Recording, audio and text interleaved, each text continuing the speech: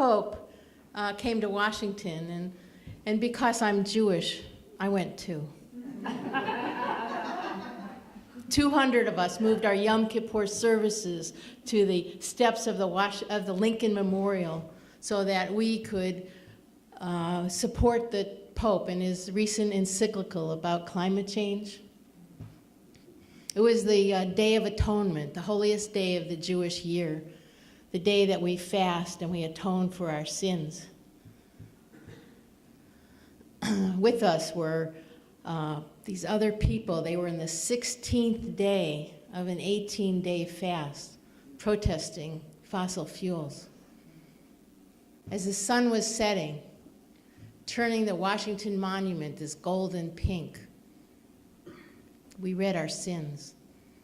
Now, usually, these sins are for ignoring spiritual development and being self-absorbed. But this time, it was different. For the harm, the hurt, the damage we have caused by not recycling. Vial kulam, for all these sins. Eloha selachot, God of mercy. Selach lanu, pardon us. Mechalanu, forgive us. Kaper lanu, grant us atonement. For the harm, the hurt, the damage we have caused by killing off 10,000 species a year and cutting down rainforests. Bial, kulam, elocha selachot, selachlanu, mechalanu, kaperlanu, for the harm, the hurt, the damage we have caused by using fossil fuels. Selachlanu, Machalanu, Kaperlanu. In the distance, we could hear the Pope's voice. And at that same moment in our service, we were reading the prayer for the earth from his encyclical. It was like we were reading it back to him. I gotta find it here. Bring healing into our hearts, that we may protect the world and not prey on it, that we may sow beauty and not pollution and destruction.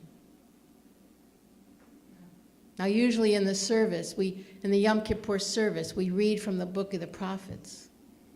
But this time, it was different. The rabbis quoted from Martin Luther King, who said, all life is connected, tied to the garment of destiny. What affects one affects all.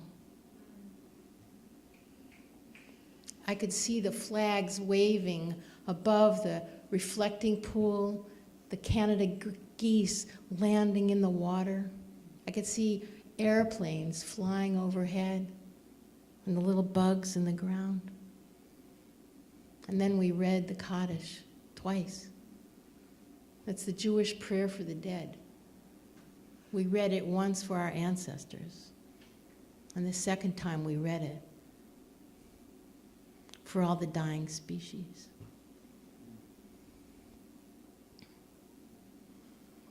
In the Yom Kippur service, they asked us to finish this sentence.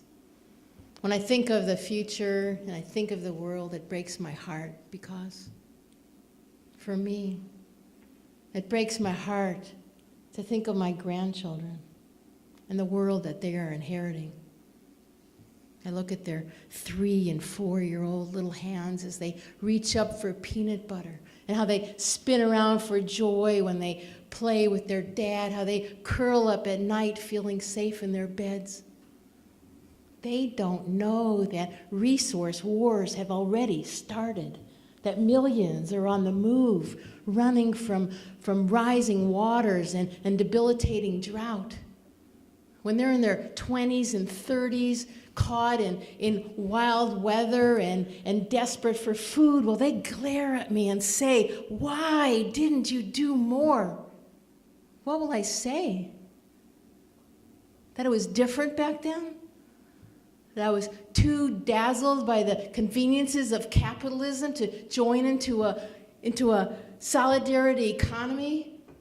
That I kept using gasoline, I didn't put solar panels on my house because of the expense, and I didn't stop pipelines from being built and fracking from happening, what these oil companies are doing just because I had something better to do?